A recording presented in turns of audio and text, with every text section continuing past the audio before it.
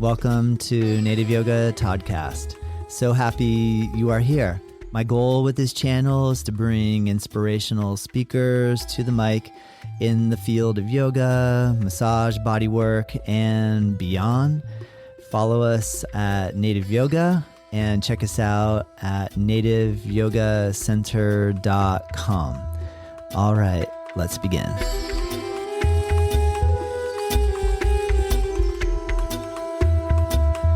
Hello and welcome to Native Yoga Toddcast. My name is Todd McLaughlin. Today, my special guest is Yancy Scot Schwartz.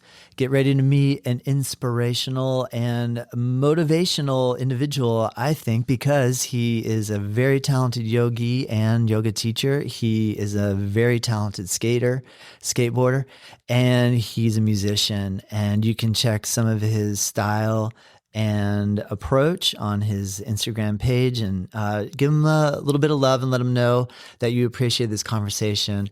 Also, thank you, Andrew Jones, for the introduction. All of your help is much appreciated in helping me find amazing guests. And I really want to thank you, the listener, for tuning in and for sharing, liking, subscribing, and letting your friends know about this show. Thank you, Yancy, man. It was so great to meet you. I hope you, listener, enjoy and learn as much as I did. And let's go ahead and get started. I'm really honored to have this opportunity to bring Yancy Scot Schwartz onto the podcast today. Yancy, thank you so much for joining me. I really appreciate this opportunity. Thanks for having me. I appreciate being a host, being a guest.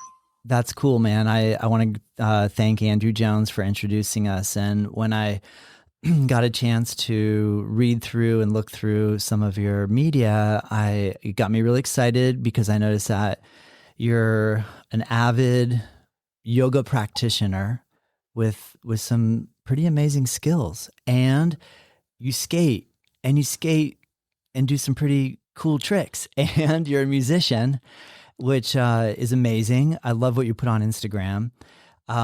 So I love all these avenues. So I was like, oh my gosh, this is really cool. I get to meet somebody else that's passionate about all these three main things. Can you tell me, what came first, music, skateboarding, or yoga? Well, obviously, I guess probably if I really think about it, music, because I always liked music at a young age. But I never knew how to play an instrument, never had any lessons or anything like that. I think my older brother got a guitar, but nobody had money for lessons or anything like that. Or he was good with the ear. But so I was just like listening to rock and roll, and he introduced me to music. He was older, I had some older brothers.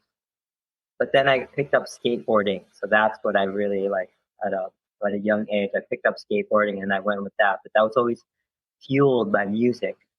Like the whole skateboard culture and the music thing, very go hand in hand. So then it became skateboarding, then yoga. Amazing. After a while, the skateboarding takes a toll, and I lived in New York, so there's winters, and once I found yoga, I'm like, okay, I have something to do in the winter time. And then have something to do all the time, but mainly in the winter time. So I focused on yoga because it's hard to skate outdoors in New York in the winter, especially when you get older. And then later, I was always given some instruments. So I picked up the guitar, and I really that became that's probably now, probably what I do the most because it's most accessible. I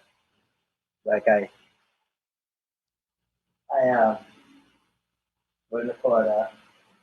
I have the guitar in my bed. I have guitars everywhere. Nice. As soon as I wake up, I'm playing, or as soon as I have guitar, I have two guitars I got two guitars in my bedroom. I got an electric acoustic, two electrics in my living room, amps.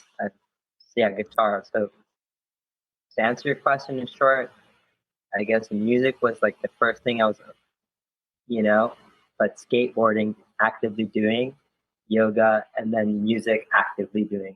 Nice.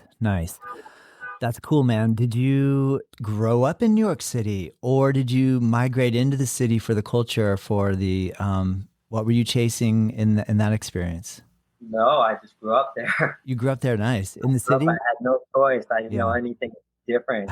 Yeah. I grew up in Queens, New York, a 17-story building, 5 of them, all the same, like in a big complex.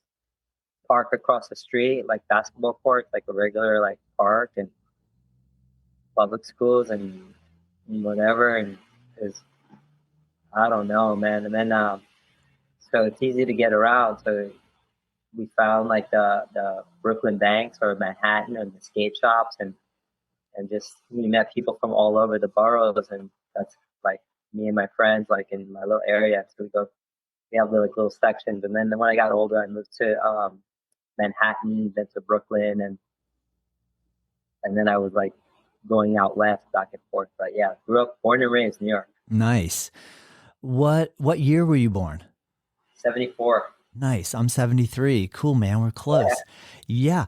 Oh, I mean, let me just think in terms of music. Black Flag and skateboarding.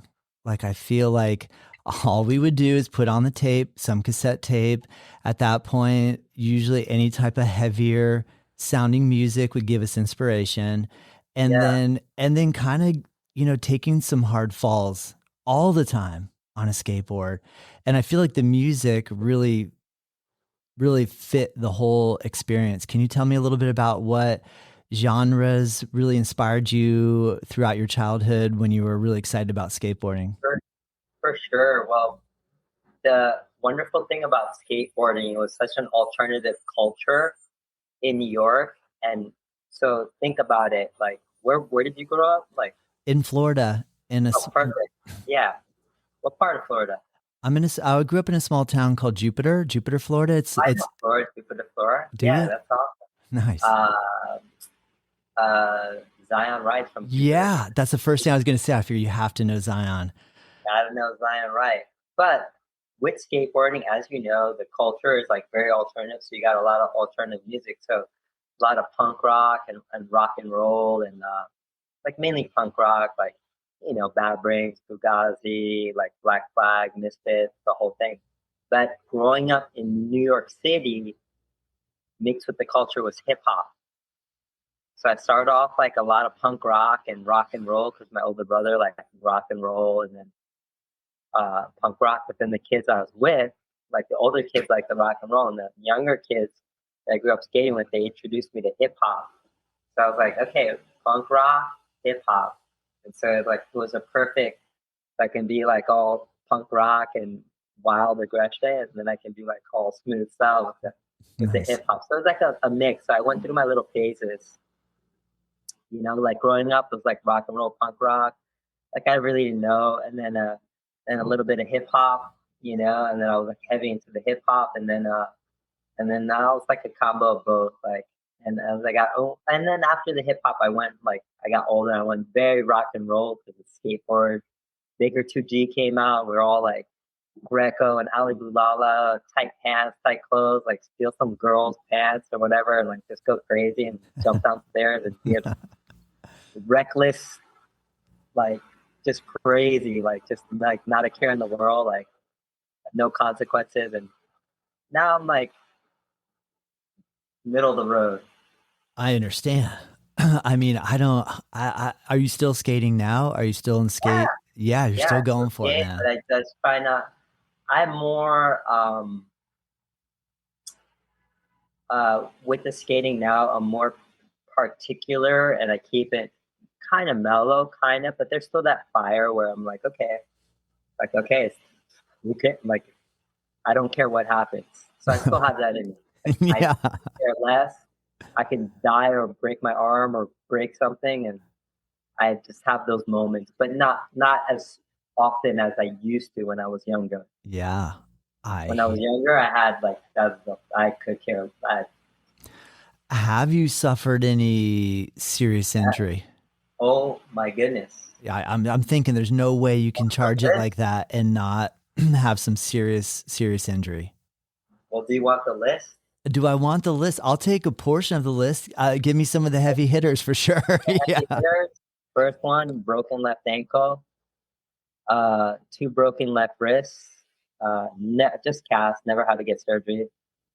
2 dislocated right elbows. and the second one I had to get surgery, and then broken right foot, and a bunch of broken ribs. Broke my teeth, fell on my face, stitches in Wow. the head. Yes. That's about it. The broken ribs was like the last one was like, that was like pretty recent, like maybe a year ago. Ooh. Yeah, 2 broken left wrists, broken left ankle, broken right foot, 2 dislocated elbows, surgery on this arm, bunch of broken ribs, broken teeth, dislocated middle finger. Oh my gosh. I pulled that one back myself. I was like, ah. And Oh the elbow, yeah. I pulled out the second one back myself. Oh my gosh. Well, I'm super curious then. I mean, from looking at the photos that I saw of you practicing, you have some, I'm guessing, I mean, I know it's not fair to say to someone who practices yoga that you have natural flexibility, but it looks like maybe on some of the back bending positions that maybe you're predisposed toward having some pretty flexible back bends. Was that your experience your whole life, or was it until you walked into a yoga room, or were you extremely tight when you went into yoga and then unlocked a whole bunch of potential through the practice? I'm sure it's probably a combination of both, but I'm curious, like, what it was like for you when you started practicing yoga, and what opened up for you. Well, I was a little bit flexible, not too flexible. It was like something that unlocked with practice. Yeah, it took a while. So I guess when I was younger, I used to watch like kung fu movies, and so I used to copy that. Is it loud? No, I can hear it a little bit. It's Let minimal me though. close it. Hold Let's see if it does make a difference if the window closes. Better. Let's try it. Let's see. Yeah, I think I closed the window. There's like some construction going on. I So I hear was that. watching kung fu movies, so I was always mimicking the kung fu like movies, like whatever they're doing. So I guess that's what gave me a little bit of an edge. I never took any kung fu lessons, or never had money. Never took any lessons of anything in my life. So that maybe gave me an edge in skateboarding, because I was always like trying stuff, and I was always kind of stretching, but I didn't even know what I was doing because I'd skate so much, my legs would cramp up. So I was like, okay, I guess I should stretch. I don't know. But Mhm. my back wasn't as flexible. It was okay, not like anything to write home about. So um, I guess yeah, it just took a while to unlock, and just constant practice. And then now I'm at a place. I guess I had a lot of great teachers, and like seeing the people around me that can do these kind of things. I'm like, okay, like this is this is the progression. Like I just practice, and then little by little, like things unlock. Like, so I never, uh, I used to try to get a couple poses like after class or something like that, but not like, um, just to practice them. Yeah. Not like, Yeah. wasn't like, I don't know if that happens or not. Like, Yeah. Understood. um, yeah, just through the constant practice. Like I started like, um, my first yoga was like ashram yoga, so there's no flexibility. There's like, you just do a shoulder stand, a couple mantras. Like I started with Satchitananda's yoga, so Netrabim of the eye movement, and the Pavana mantra, I think. And I don't even know. I didn't even know what a difference of yoga was. Took a power class. I thought it was stupid. I was like, this is not what I'm used to, because my first yoga was like ashram yoga, and they're playing Eminem, and people are doing the expressive breathing, like like let it out. I'm like, what is this? And the poses are hard. I'm like, dumb. Yeah. I didn't know there's difference of yoga. Like, I hear ya. I hear so ya. then, but then like I started doing like the power yoga. I got past all that kind of stuff, figured out a couple of the poses, like the sun salutation. And then I found Bikram yoga, and then I was like, okay, well, this helped my back open up.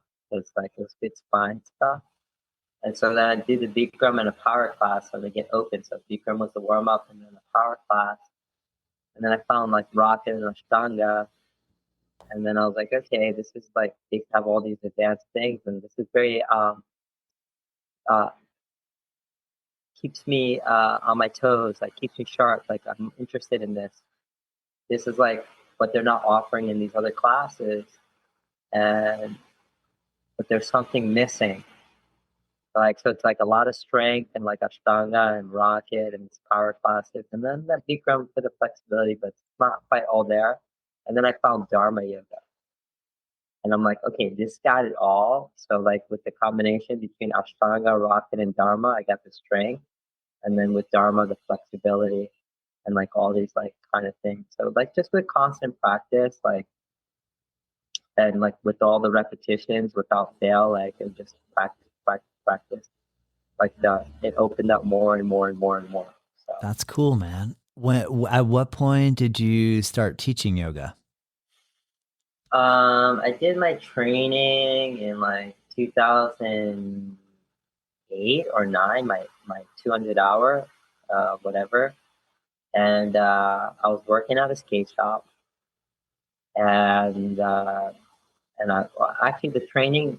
It's a funny story about the training. So I told you the story where I did the power class. So the first class I ever took was like I was on a skateboard tour in Dominican Republic. We're filming for some video, and I don't know. They just took me to Dominican Republic, and they had a yoga on the roof.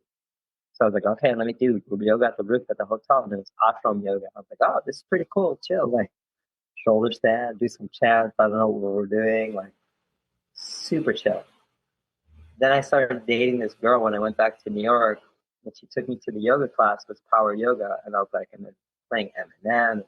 Oh, I love Eminem, but like just wasn't. I just didn't understand it. I get it. They're trying to put a modern twist on it, like a Brian Cass, like a modern twist. And so yeah, this is very turned off. And then the girl I ended up dating that girl, and she became a yoga teacher for that place. So she showed me the sun salutation. So I'm like, okay. So then, so I kept going to that yoga place where she was teaching at, and the owner of the studio tapped me on the shoulder. Was like, "How would you like to do teacher training for free?" That was about 2008. So I was like, "I'm a skateboarder. So if you're gonna tell me something for free, I'm greedy. I was greedy at the time. I'll take anything for free. I thought skateboard mentality: free boards, free shoes, free." Like yes. And I was working at the skate shop, so I did the training. And then shortly after the training, I was still working at the skate shop. I'd be subbing a class here or there, or filling in if someone didn't show up. And then the owner, I talked to the owner, like the owner, he's like, "How many classes do you teach?" And I was like, "Let's get you more classes." I'm like, "Okay."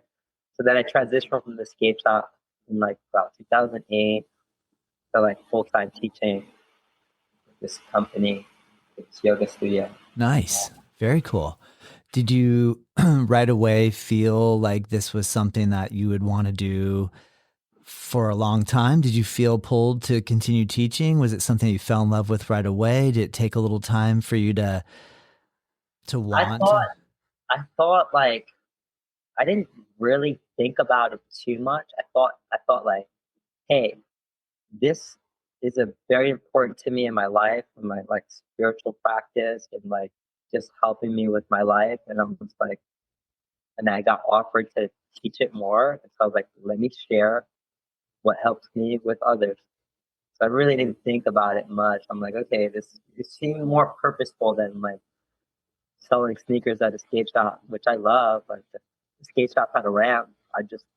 The boss would leave. We just skate the ramp all day until someone came in and Yeah. sell some stuff. Yeah, but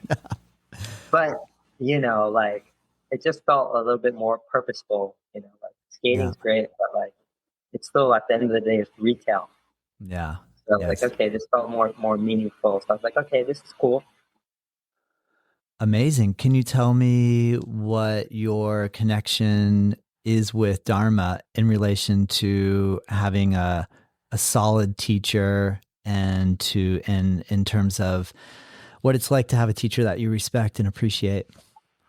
Okay, well, so when I was teaching at this one studio, the other teachers they took me to Dharma, and these teachers are amazing. And before like I even went to Dharma, um, I think I was in Seattle. I was at a yoga studio and I saw a poster of some sun salutation at sea.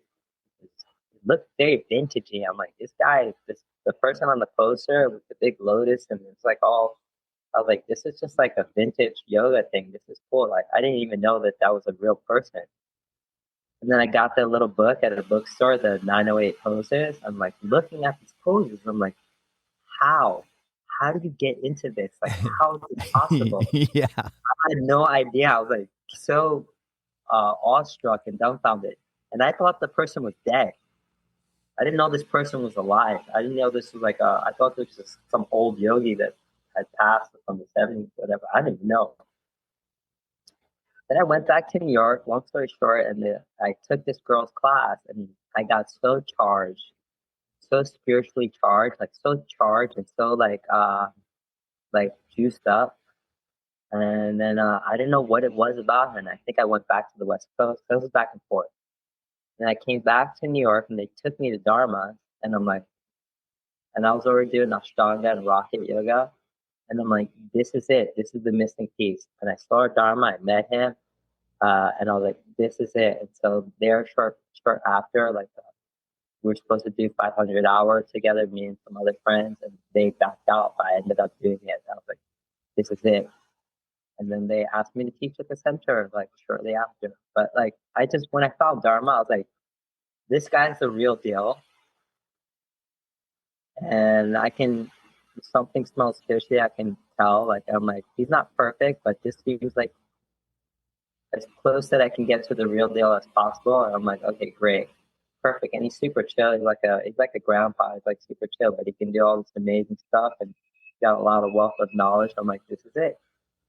This is the missing piece that I'm not getting from Ashtanga and Rocket Yoga. So I'm like, okay. At that point, did you recognize that that was the person that you had seen on the poster in Seattle? Yeah, I was like, this is the actual thing. It's really alive. Yeah. I couldn't believe it. I was like, no way. Like, this guy's for real. Like, that's not like a dead person or like I hear you. Drawing or something like that. I hear you. I love the storyline about him having a little cable connected to his camera to be able to get into the pose and bite on whatever it was that would set the timer for the shot to happen. And just the idea of X-Acto knifing all those little pictures and the amount of work and time and energy, and then let alone to be able to do all of those poses, right? Like the one person to physically be able to manipulate like that, the body, is pretty impressive, pretty amazing. That's so cool that you had a chance to be in New York and to study like that on such a close level. Yeah, I learned so much from him. I just copy him and watch him, and then like being at the center and teaching there, and just watching the other practitioners. So then I was like watching him and watching all the other practitioners, and then every pose that was in the book, I was like, oh, that's how you get into it. Mm-hmm. Oh, that's how you accomplish that. So I learned so much just by being around the other Dharma yogis and having great mentors and just watching Dharma. I'm like, okay, great. So like opened up a whole different world for me, and like in terms of it, not just like asana wise. Now, like since I did my training, I have a steady sadhana, like morning practices, like the same thing in the training. So the training's the life of a yogi, the life of a yogi, LOA, life of a yogi. So it doesn't only just teach you like asana, so it teaches you pranayama and like how to like, like the other stuff that they don't really teach you in other trainings. So like how to be, like this is what you have to do. Like this is how to be a yogi. Not like how to do the poses or whatever like that. Like that's like the cherry on top, like a little extra. But it's like the other stuff, like this. What to eat? These are the pranayama. These are some mantras. These are like this is like. That's cool, Yancy. That's cool, man. I noticed on your website you're teaching. I don't know if it's current, but it looks like you're teaching at 2 different studios. Is that correct? That's correct. And it looks like you have a pretty solid teaching schedule. Like you're teaching a lot. How many classes a day are you teaching currently? Wow. Yeah. I mean, let's see. I teach anywhere from 3 to 2 classes a day. Yeah. 3 to 2 classes a day. That's about it. Three is the max. Like sometimes four, but like, and Yeah. I teach 3 to 2 classes a day. Mainly it's like two or three. Mainly like two. Like, let's see. Mondays 9:30, 12, and then 4. So three. Tuesdays 2. Wednesdays private. I have a private, and then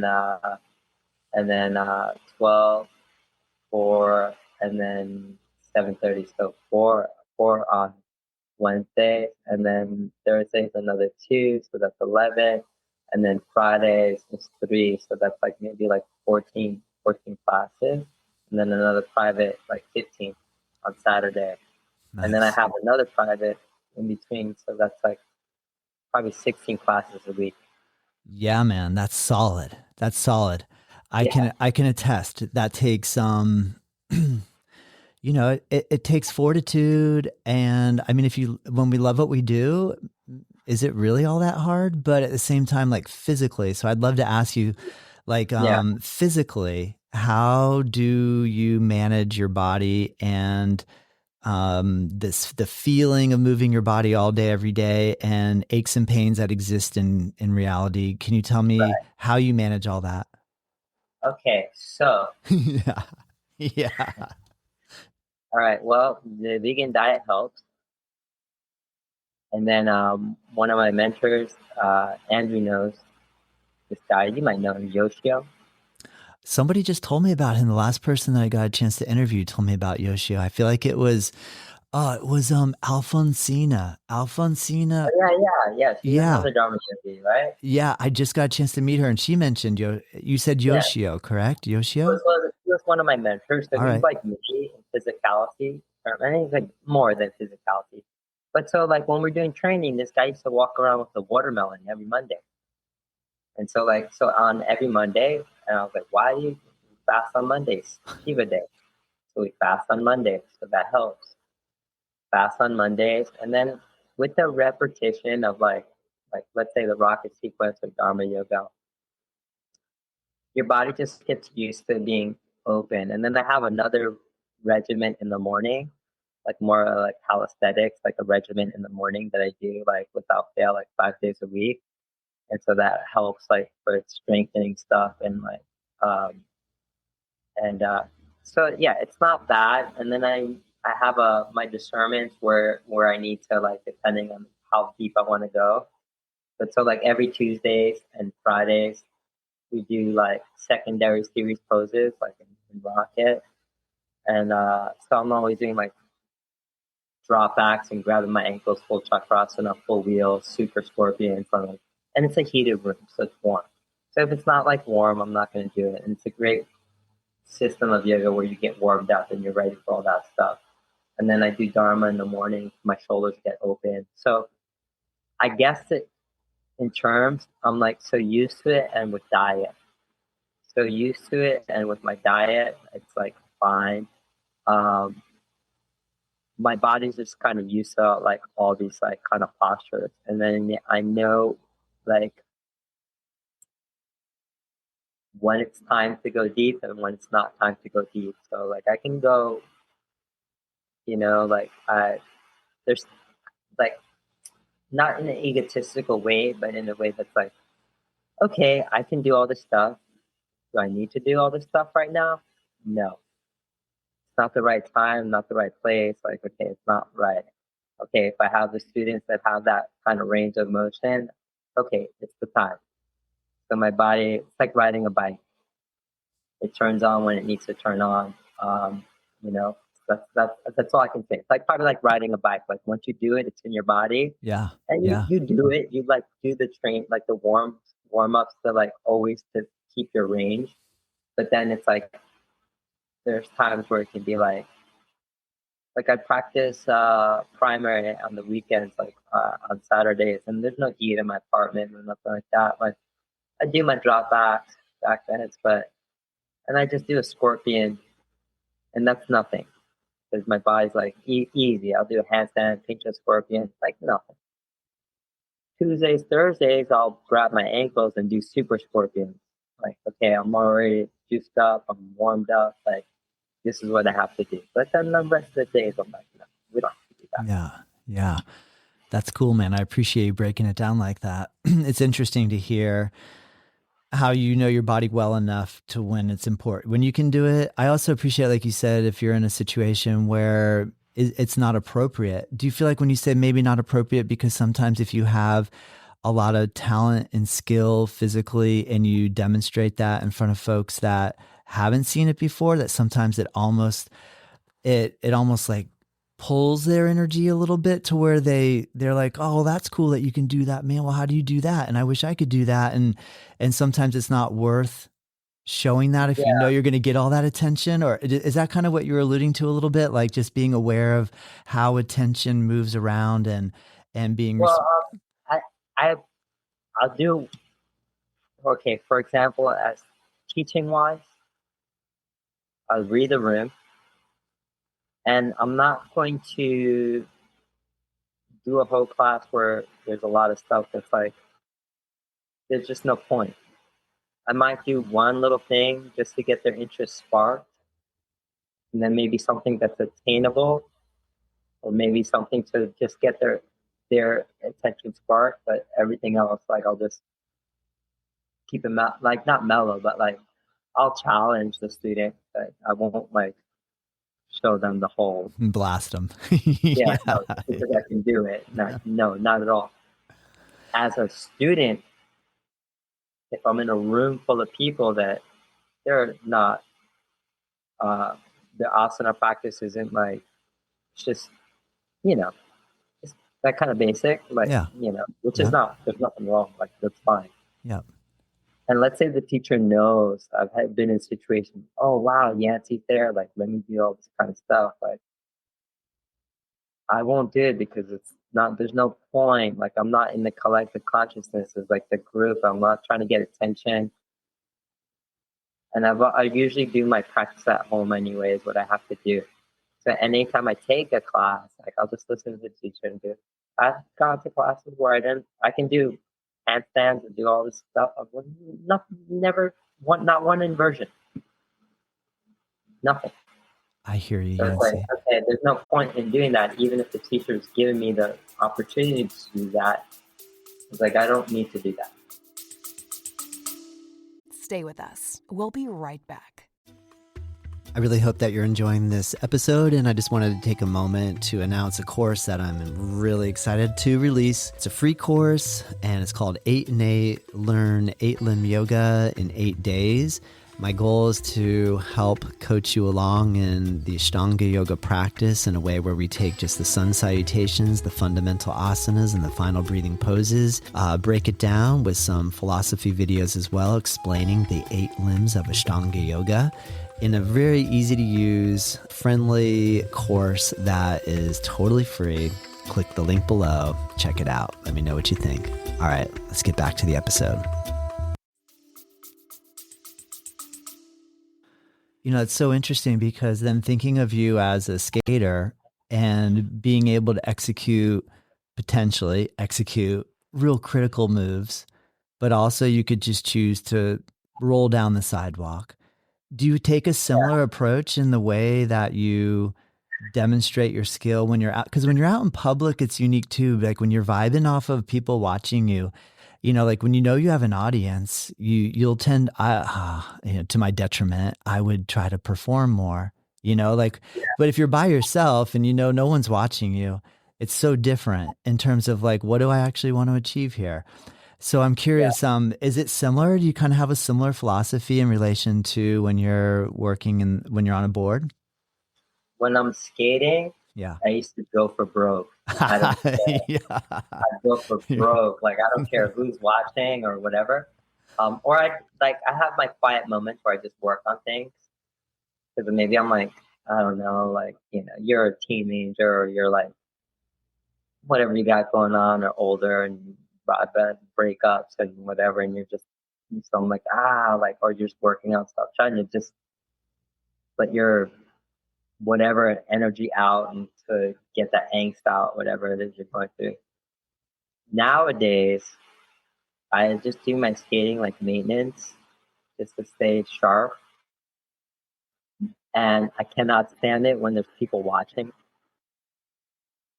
So it's not a performance thing. I just try to, like, when people are watching, I kind of might get a little bit nervous or just like super self-conscious. As before, I wanted attention. I'm like, yeah, people, I'm gonna go crazy, like, and then I'll go for broke anyways. Now people are watching, like, sure, because I already want to go for broke anyway. Now have some eyes on me, like, perfect combo. Now I like less eyes on me, and I like to do it like maintenance. And then when it's time for me to, like, when I have that fire, like, yes. And then when that's the time, I want people around me that are like very similar or will give me some energy, not just random people or like some crowd. I cannot stand skate parks and crowds at the skate park out here. I cannot stand it. So it's like just the right group of people to get me sparked up to execute those moves, and then the rest of the time it's just keeping it like if the right people are around also, like at the park, like the skate park or wherever at the spot, the right people around that helps, the energy. But like the eyes on me, like a bunch of people, like I do not like it. Dude, It has to be the right people. That's cool, man. It's so interesting to hear the mindscape that gets involved in this. So then in relation to music, now obviously you can play music inside and nobody has to hear anything that you do. I like the posts that you do on Instagram, and I feel like when you play and you record it and you put it out there, it's very soulful, and I feel like you're genuinely singing and playing from your heart. Like I don't get the feeling that you're like, dude, I'm going to do this to like show everybody how cool I am. You're like singing because like you got some sort of inspiration that came through. Can you talk a little bit about what your music playing and motivation and where your inspiration, what usually will spark you to want to write or play?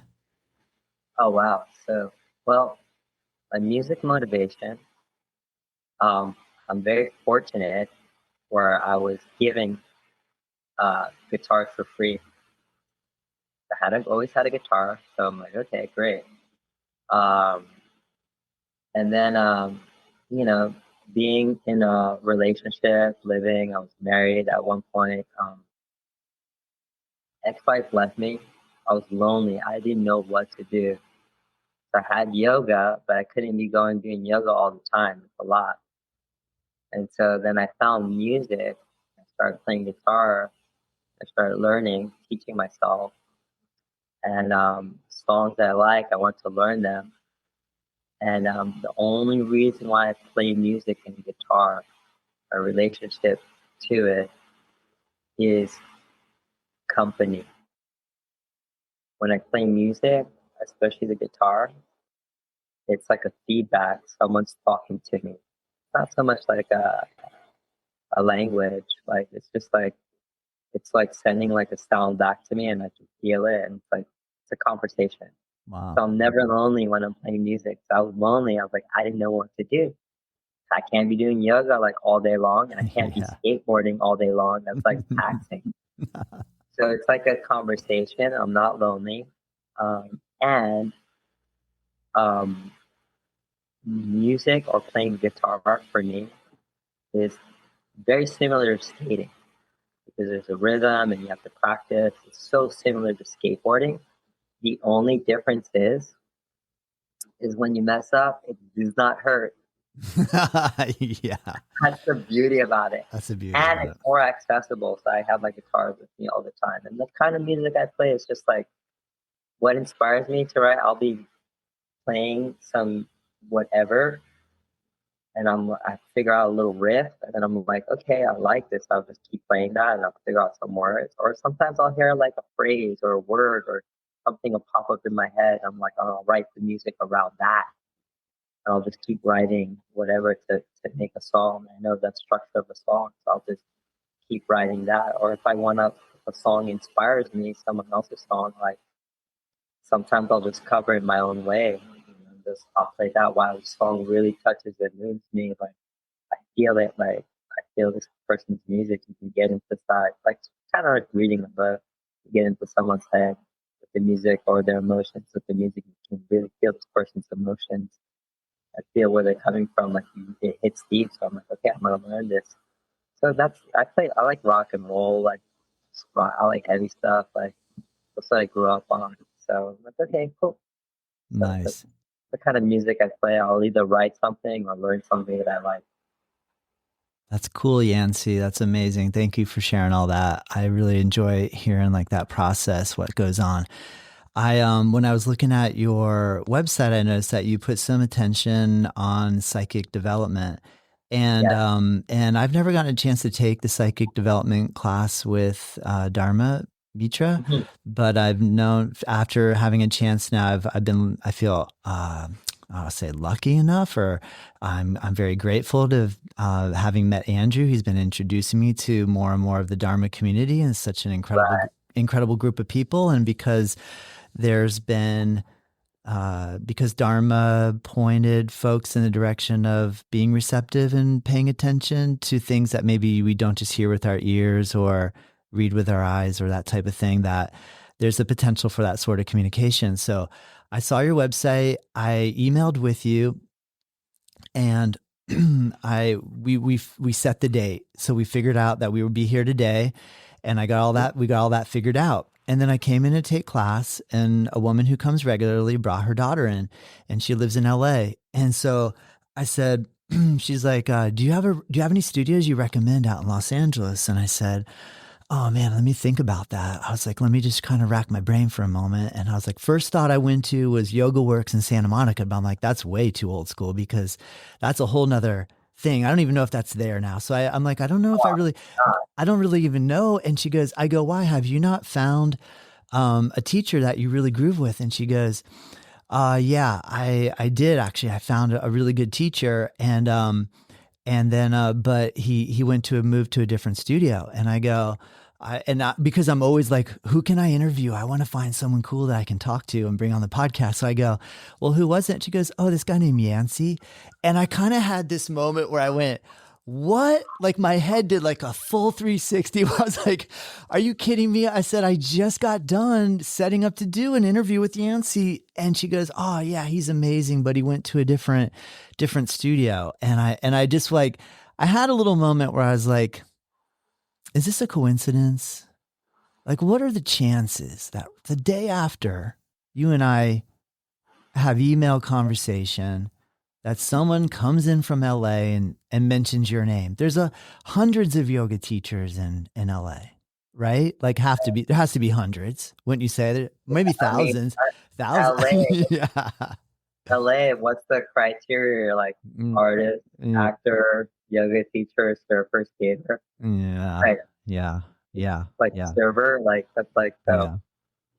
that's like the criteria. Like I know, man. It was cool. So I guess it felt like a little bit of some sort of connection that came out of the blues.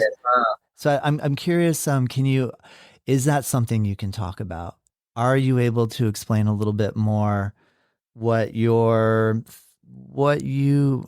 would you define telepathy and or psychic? I got you. Don't worry, you don't have to say anything. Thank you. Okay. All right. So, Dharma I was taking psychic development classes, like even before I did Dharma's training, and was with all these Dharma yogis, and I'm like, okay. So I was doing psychic development, and it was great. It wasn't like the first thing I gravitated. It's like more so asana. Like I was like, this is great. But the psychic development was really interesting. I never thought that I'd be teaching it or like doing it so much.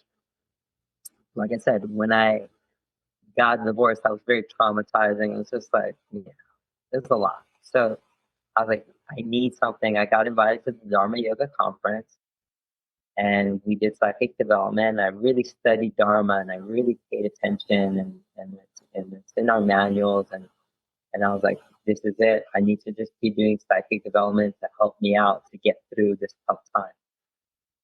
And so then I'm just doing it with faith, just doing it, like, and I do it like as taught and whatever. And even like last time I went, I was like studying Dharma and like, and then to put it in a nutshell, and then after studying it and like making my own assessments of it and all this kind of stuff, I was really, like, what do you call those jnana yogis, yogi of knowledge? I was like really studying and really like trying to figure this out. And so I'm like, okay, I stayed in Satchitananda's Yoga Sutra, Sutra 243, particularly with austerity, mantra, pranayama, one could achieve the psychic abilities, the siddhis, like those yogic powers. There's so many, right? So I just practiced that. So to break it down in a nutshell, we do our physical practice, right? So the body's nice and strong and healthy. That's like what we do. And then like psychic developments, specific mantras, ancient mantras, and pranayama, just specific. And Dharma changes it up, like the order of things, like, but I would just do it like how I was showed in the beginning. Body strong, mantras for the mind, pranayama for the mind. So you get the body out of the way, get the mind nice and clear, and when the mind's nice and clear, you have a blank space. You can like create or have the right thoughts, the right words, the right actions. So that's what it is, and things can manifest or happen, I suppose, So it works. I taught it to private clients, and they're like, "Wow, did stuff myself, works." Cool, man. Okay. Yeah. But usually, the body has to be strong, so it's not afflicting the mind, and then the man, what mantra, mind, tra, traverse to go beyond, to protect, so the mantra, the mind, protect it. The pranayama like raises your energy, helps clear your mind as well. And then when the mind's clear, then you can like make things happen or get like some kind of vision or like some exact way of doing things, or like if something pops up or whatever, you know exactly how to do it.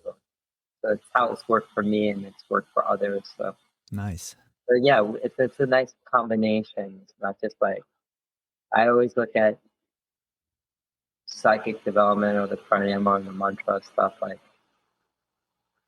as opposed to asana, like asana is like a movie preview. And then like you go to the movies and you see the preview or wherever you see the trailer, so you never go to the movie. Yeah. So like that's why I look at psychic development and the pranayama, like so that's like, and it works. There's so many different cities and stuff like that, and so I can't say like if it activates the city telepathy or whatever like that, but it's there. It's there, but all I can say is like with constant practice of this, it helped me out through a rough patch of my life and seen some stuff, and it happens. Tricky part though is you've got to be careful what you think. You get what you want, but the outcome might be a little bit different. It's always got to be for the greater good. Yeah. It's like that. Yeah. It's looking for stuff for yourself. Like, you could get what you want. It's like, careful what you wish for. You might actually get it, and you're like, yay, and then not so much yay. Like later, you're just like, oh no. Yeah. But it works. That's cool, man. I appreciate you. I like looking at it like Sutra 243. It's just like specific mantra and pranayama, and what can achieve like the city, the yogic ability with austerities, asana, mantra, pranayama. So that's like part of it. Very cool. That's awesome, Yancy. Man, I'm so grateful to get a chance to hear some of your thought processes and how you, are blending these different art forms together. A lot of times I look at yoga like it's an art form, and then music and skateboarding I see as art as well. Maybe someone looks at skateboarding and says that's sport, that's not art, but it seems like to me like it's all a reflection of an artistic endeavor. And It's hard for sure. yeah, I don't look at it like sport. right? At all. We can look at yoga like it's sport. I mean, maybe if we look at the way yoga is marketed now. Yeah. You look at yoga as art. Yeah. I do. I look at yoga as hygiene. As hygiene. Just hygiene. It's Straight up strictly hygiene. Mental, physical, spiritual hygiene. Yeah. I just look at it as hygiene, and then like, oh no, I have, according to my karmas or whatever, that's why I have to do what I have to do. I'm like, yeah. I'm like, oh, let me just get her done. I have to do all this stuff because I can or whatever. Like you perform yag. I'm like, this is what I have to do. Like, not for everybody. Not everybody has to go grab their ankle. But, yeah. No. Yeah. Not everybody has to put the feet here, back here. Like, but this is what I have to do, and this is fine. But I look at it as hygiene. That's cool, man. I'm gonna put that into my practice tomorrow or today. I look at it like brushing my teeth. Yeah. Or like washing my clothes or doing the laundry. And then some days you have those days where it's like you want to floss and do all that extra stuff. Yeah. I just get it done, man. I just get her done. Yeah. Because Dharma always says, do it because it has to be done. So I'm like, yeah, I have to do this. Like, that's a good point. Do it because it has to be done. Like, words ringing. Like, I'm like, oh, do I want to do this? No. I do it because it has to be done. Yeah, man. All this stuff's not pleasant. Like, I'm like, oh my God. So I can stand all this for pulling, drop back. It's not pleasant. Like, sometimes, like, they're not pleasant. Ah, that's a good point. Yeah, I know. Like, I was taking my daughter out into the surf the other day, and we had a decent swell from Hurricane Aaron, and she wants to learn. So the first part of the session, she was like, "Oh, Dad, this is so much fun. I could stay out here all day." So of course I couldn't help but be happier to hear her say that. And then a couple sets rolled through. We got tossed around, board hit us in the head, all that stuff. And she popped up and she was like, "Dad, this sucks. This sucks. I hate this. I'm not going anywhere. I'm just stuck in the same spot." And I couldn't help but just laugh and be like, I know, I don't know how to tell you, but surfing isn't always fun. Most of the time it's a real drag. You're just getting beat up in the inside. You don't even make it out there. So I mean, I think you're right. Looking at yoga in a similar way. I mean, a lot of us kind of jump into yoga thinking this is just going to be fun. This is only going to be rose-colored glasses. It's going to fix all my problems and everything's going to be great. But then, like you're saying too, like in terms of like hygiene, like no, you need to do this. It's not always easy. It's not always just fun, but it's something that we need to do. It's just hygiene. I look at. I mean, I do. Yeah. I like putting my feet behind my head. No, it's freaking. It sucks. Like, I try all the time, and I do it, and I'm like, okay, like, and then I'm like, okay, like, and then now it's like, okay, I should do it. Like, it's not like my favorite thing to do, but I do it. I can do it. That's cool, Yancy. Like, no, I just do it.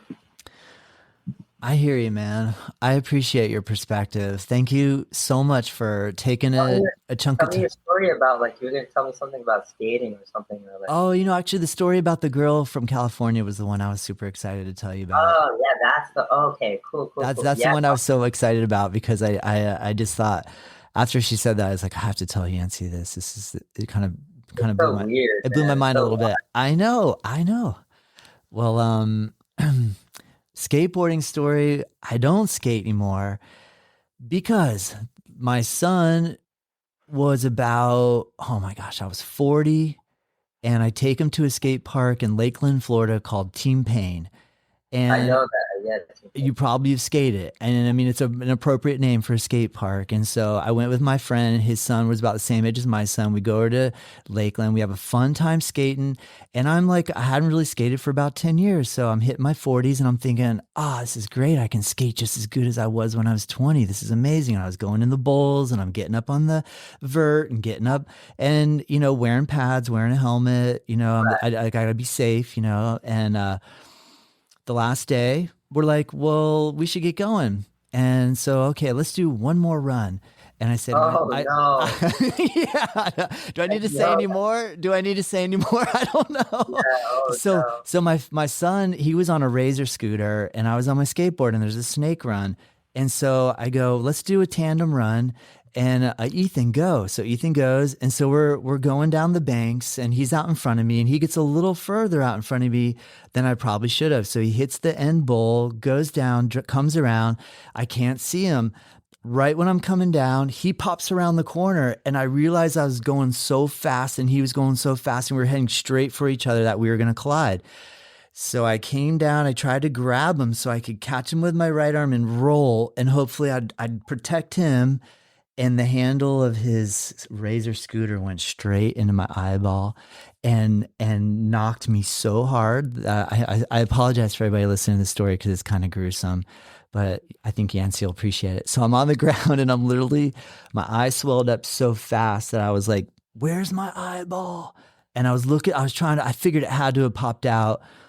It didn't, but I broke my orbit bone and I had to have a surgery where they had to go in and push my eyeball back forward in place so that I didn't see double vision.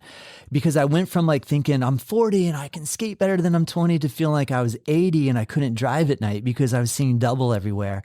So I had such a dramatic, experience that I thought, whoa, man, I got kids and stuff. I got to tone it down, man. I got to tone it down. So You, bro. So the fact that you're still skating, I'm like, I kudos to you, man. Kudos, because that's a real deal. Yeah. I've been it so long, and that's like I don't know what else to do. Thank God I found music because I'd probably be like. No, I like what you said. I'd be in a wheelchair, like if I dude, I'm like teaching yoga from a wheelchair. I'm like, oh my gosh, Yancy, I hear you. Well. I again, man, it's really an opportunity to meet you. And I really, I appreciate your insights and thank you for opening up and talking with me and being public like this and sharing some of your ways of thinking and how you go about it. And I hope next time I get the chance to come out to California, I can look you up and come practice. For sure. And if I'm ever in Florida, I'll go to Native Yoga. Where's that at? What part of Florida? I'm in a town called Juno Beach, which is right next to Jupiter. So it's That's cool. I'm gonna tell my friend she's out there to oh man, that would be. She's in Jupiter. That would be awesome. Well, I really appreciate that. And I look forward to staying in contact, Yancy. Thank you so much. For sure, Todd, man. My pleasure. Thank you for having me. Thank you. Great talking to you. You're awesome, dude. Thank you, man. Same to you. Bye. Peace.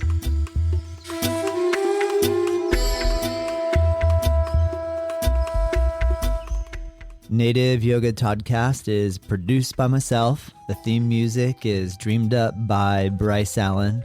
If you like this show, let me know. If there's room for improvement, I want to hear that too.